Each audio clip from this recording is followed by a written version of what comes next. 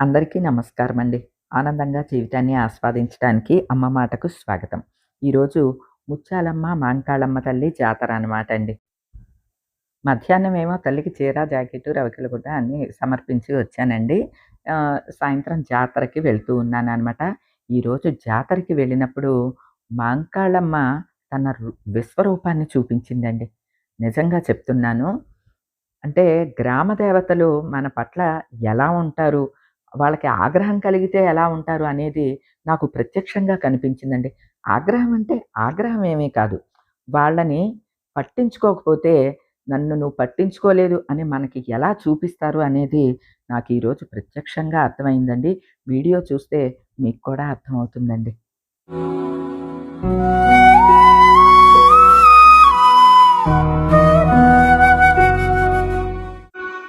అమ్మవారి జాతర రోజున ఉదయమే అమ్మవారికి చీర, పసుపు, కుంకుమ సమర్పించి వచ్చానండి. రాత్రికి జాతర ఉందండి అనంటే, ఇక రాత్రికి బేబీ, నేను ఇద్దరం బయలుదేరాము. చిట్టి వాళ్ళెవ్వరు రాలేదు. ప్రేమ మమ్మల్ని తీసుకొని వెళ్తున్నాడండి. ప్రతిరోజు ముత్యాలమ్మ తల్లి దేవాలయం ముందు నుంచి వెళ్తాను. అలానే మేము సైట్ కొనేటప్పుడు కూడా తల్లికి దండం పెట్టుకుని వెళ్ళా. తల్లి నీ పాదాల చెంతకు వస్తున్నానమ్మా, చల్లగా చూడు తల్లి అని దండం పెట్టుకున్నాను. అలానే పనంతా అయిన తర్వాత నీకు మహంకాళమ్మ తల్లికి చీరలు ఇచ్చుకుంటానమ్మా, చీర సమర్పించుకుంటానని దండం పెట్టుకున్నానండి. ఆ తల్లి చల్లని చూపుతోటి సైటు కొనుక్కున్నాము. మరుసటి రోజు నేను ఆ ప్రాంతం అంతా శుభ్రం చేయిస్తున్నాను. మా సైట్ అంతా శుభ్రం చేయిస్తుంటే పని చేయటానికి వచ్చిన అతని పేరు ముత్యాలయ్య అండి. ముత్యాలరావు. బాబు నీ పేరేంటంటే ముత్యాలరావు అని చెప్తే నేను ఆశ్చర్యపోయాను. అమ్మో! ముత్యాలమ్మ తల్లి నాకు సైట్ కొనిపెట్టమ్మా అన్నానంటే, మనిషినే పంపించావా తల్లి అని చెప్పి తెగ మురిసిపోయానండి. అయితే అమ్మవారికి, మాంకాళమ్మకి ఇద్దరికీ చీర, జాకెట్టు ఇస్తాను అని దండం పెట్టుకున్నాను. ఈ రోజునేమో మన పర్ణశాలలో అరటిగెల కోయించామనమాట అండి. మొదటి అరటిగెల కోయించి ఆ తల్లికి ఫస్ట్ తాంబూలాలు ఇద్దరు మాంకాళమ్మకి, మా ముత్యాలమ్మ తల్లికి తాంబూలాలు సమర్పించాను. చీర మాత్రం ముత్యాలమ్మ తల్లికి మాత్రమే తీసుకువెళ్ళాను అనమాట అండి. మాంకాళమ్మ తల్లికి చీర పెట్టలేదు. ఈరోజు మధ్యాహ్నమే తల్లికి సమర్పించాను. ఇప్పుడేమో జాతరకొచ్చాను కదండీ! గుడి నుంచి పోతురాజు గుడి వరకు మొత్తం అంతా లైటింగ్ పెట్టారనమాట అండి. ఇదంతా కూడా ఒక రౌండ్ వేసి వద్దాము అని చెప్పి పోతురాజు స్వామి గుడి వెంపు నుంచి మళ్ళీ దేవాలయం దగ్గరికి చేరుకుని తల్లిని దర్శించుకునేటప్పుడు మాంకాళమ్మ తల్లి కోపం ఏంటో చూపించిందండి నాకు. ఇంక డైరెక్ట్‌గా మనకి ఒళ్ళు జల్లుమనేలాగా చూపించిందనమాట అండి. ఇగోండి అమ్మవారి ఉత్సవ విగ్రహం ఇక్కడ ముత్యాలమ్మ తల్లి ఇలాగుంటుంది. ఇదిగోండి ఈవిడ ముత్యాలమ్మ తల్లి. పెద్ద పెద్ద కళ్ళుతో భలే అందంగా ఉంటుందండి. పెద్ద గజమాలేశారు. ఈవిడ కూడా అలాగా పీఠం వేసుకుని కూర్చుని ఉంటారు. మహంకాళమ్మ తల్లి అండి అమ్మవారి విగ్రహం. ఇదిగోండి అమ్మవారు చక్కగా పీఠం వేసుకుని కూర్చుని ఉంటారు. దిగువనేమో అమ్మవారి ఉత్సవ విగ్రహం ఉంటుంది. ఒక చేతిలో కత్తి, ఖడ్గం, మరొక చేతిలోనేమో కుంకుమ, పసుపు కుంకుమలు పుచ్చుకున్న మహంకాళమ్మ తల్లి.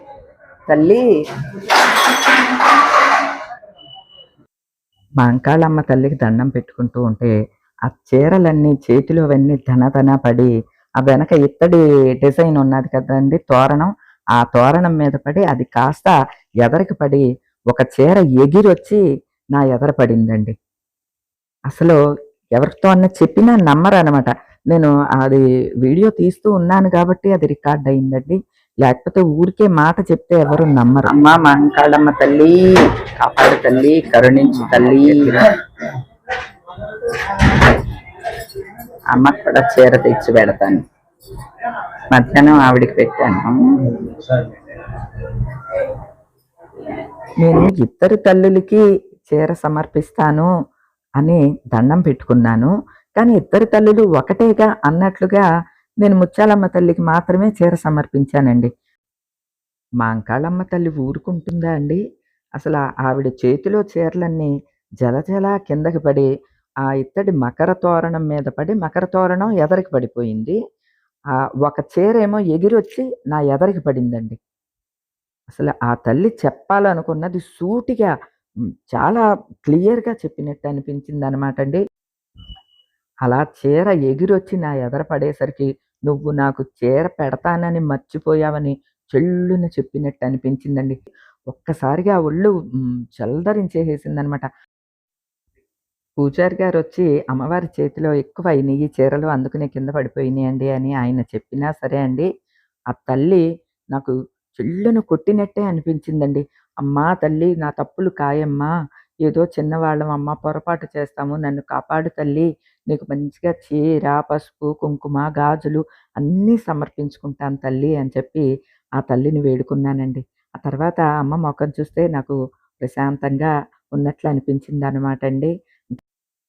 అలా దండం పెట్టుకున్న తర్వాత ఇంతలోకి గుడి ధర్మకర్తలొచ్చారనమాట అండి. వచ్చి మీ గురించి విన్నామండి. మీరు మా గ్రామం వస్తున్నారంట కదా! ఇక్కడ గెస్ట్ హౌస్ లాంటిది కడుతున్నారంట కదా! చాలా సంతోషమండి అని చెప్పి శాలువా అది కప్పి పసుపు, కుంకుమ, గాజులు, పువ్వులు అన్నీ కూడా ఇప్పిచ్చారనమాట అండి.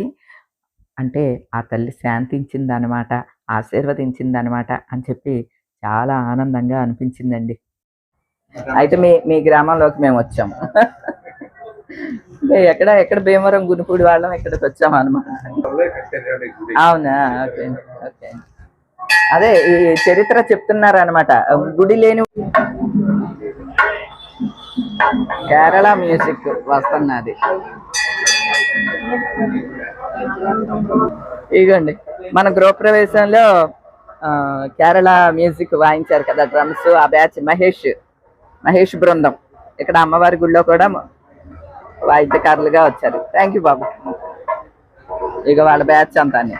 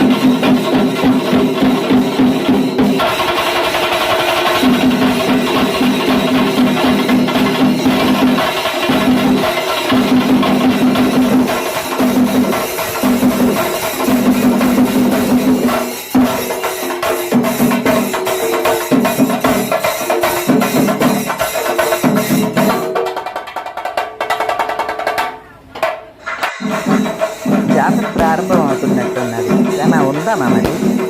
చాలా లేట్ అవుతుంది. లేట్ నైట్ అయిపోతుంది నాకు. వచ్చావు కదా సాల్వ్ చూద్దామా రేపటి?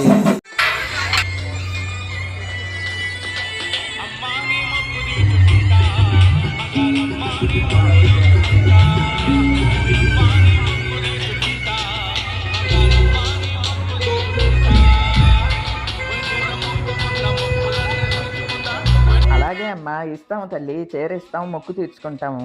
రేమా పాట చూడు ఎలా వస్తుందో. చేరేస్తావా?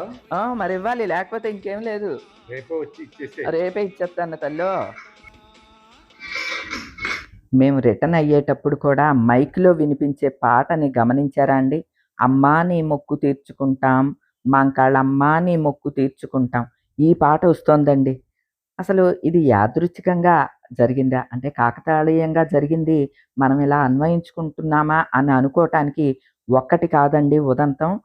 ఫస్టు చీరలన్నీ అమ్మవారి చేతిలో కింద పడిపోతే, సరే ఏదో చీరలు ఎక్కువ ఉండి పడిపోయినియి అని అనుకోటానికి, ముత్యాలమ్మ తల్లి చేతిలో ఇంకా ఎక్కువున్నాయండి. ఆవిడ చేతిలోయి పడలేదు. మాంకాళమ్మ తల్లి చేతిలోయి మాత్రమే పడినియి. సరే పోనీ అది కూడా ఏమన్నా తగిలి పడ్డాయేమో అని అనుకున్నా, మళ్ళీ ఒక చీర ఎగిరొచ్చి నా ఎదర పడటం ఏంటో, సరే అది కూడా కొట్టి పడేద్దామండి. వచ్చేసేటప్పుడు చూడండి, తల్లి నీ మొక్కు తీర్చుకుంటాం, మాంకాళమ్మ నీ మొక్కు తీర్చుకుంటాం అని చెప్పి ఆ పాట రూపంలో కూడా ఇనిపించేసరికి నాకు చాలా చాలా ఆనందం కలిగిందండి. అది కోపంగా అవనివ్వండి, శాంతంగా అవనియండి, తల్లి తనని తాను అలా చూపిస్తా ఉంటదనమాట అండి. అంటే మనం చూసే కోణంని బట్టి ఉంటుందండి. ఇదంతా ఏముంది అని కొట్టిపడేసే వాళ్ళకి ఏదీ ఉండదు. కానీ ఇది ప్రతి దాంట్లో దైవభక్తిని, దైవాన్ని వెతుక్కునే వాళ్ళకి మాత్రం ఏదో ఒక రూపంలో ఏదో ఒక సంకేతం అందిస్తూనే ఉంటుందండి. ప్రకృతి కూడా మనకి సహకరిస్తూనే ఉంటుంది. ప్రకృతి కూడా మనకి ఏదో ఒక సందేశం అందిస్తూనే ఉంటుంది. దాన్నే మనం సిక్స్త్ సెన్స్ అని అంటూ ఉంటామండి. ఏది ఏమైనా మంచి బాటలో నడవటం, మంచి మాట్లాడటం, మన వల్ల ఎదుటి వాళ్ళు సంతోషంగా ఉండటం. మన వల్ల సంతోషంగా ఉండకపోయినా పర్వాలేదండి. మన వల్ల బాధ మాత్రం పడకూడదు, నొచ్చుకోకూడదు అనే తత్వం నాది. దానికోసం నేను మాట కూడా చాలా పొందిగ్గా మాట్లాడటం, అవసరమైనంత మట్టుకే మాట్లాడటం ఇవి నాకు చిన్నప్పటి నుంచి అలవాటండి. కానీ ఈ మధ్య కాలంలో నేను అనుభవిస్తున్న క్షోభ, నరక యాతన, మనోవ్యధ ఆ భగవంతుడికి తప్ప మరెవ్వరికీ తెలీదండి. ఎందుకంటే ప్రతిరోజు పూజా మందిరంలో ఆయన పాదాలను అలా పట్టుకుని ఆ మానసిక వేదనంతా ఆయన పాదాల దగ్గరే వేస్తున్నా. ఒక్కోసారి నాకనిపిస్తోంది, నన్ను ఎందుకు ఇంత పరీక్ష పెడుతున్నావు? అంత చెడ్డదాన్నయితే నన్ను తీసుకెళ్ళిపో. నన్ను ఎందుకు ఇంతలాగా పరీక్ష పెడుతున్నావు నాకునని ఈరోజు ఉదయం కూడా స్వామి పాదాలను పట్టుకుని లిటరల్లీ ఏడవటమేననమాట అండి. నా బాధ నీకు అర్థం కావట్లేదా? అసలు నువ్వున్నావా? లేవా? నా బాధ వింటున్నావా? లేదా? అని బాగా మనోవ్యధ అంటే ఇంకా అది మాటల్లో చెప్పలేమనమాట అండి. ఎంత పెయిన్ ఉన్నా అలా పంటి బిగువున ఓర్చుకోవటమే నాకు అలవాటండి. అది ఒక్క స్వామి పాదాల దగ్గర మాత్రమే నేను వెళ్ళబోసుకుంటాను. అయితే నా బాధ స్వామికి అర్థమయ్యి నేనున్నాను అని తల్లి ఒకవేళ అలా ఆవిడ మాట రూపంలో చెప్పిందా అని కూడా నాకనిపించిందండి. ఉదయం నుంచి పడిన ఆ వేదన, నరక యాతన అంతా కూడా నాకు కొంచెం ఉపశమనంగా అనిపించిందండి. ఏది ఏమైనా ఆ తల్లి తనని తాను చూపించుకుంది, నిదర్శనం చూపించింది అని అనిపించింది. ఆ తల్లి యొక్క ఆశీస్సులు మనందరి మీద ఉండాలని నేను మనస్ఫూర్తిగా కోరుకుంటున్నానండి. ఈ రోజుకైతే ఇక ఇదేనండి.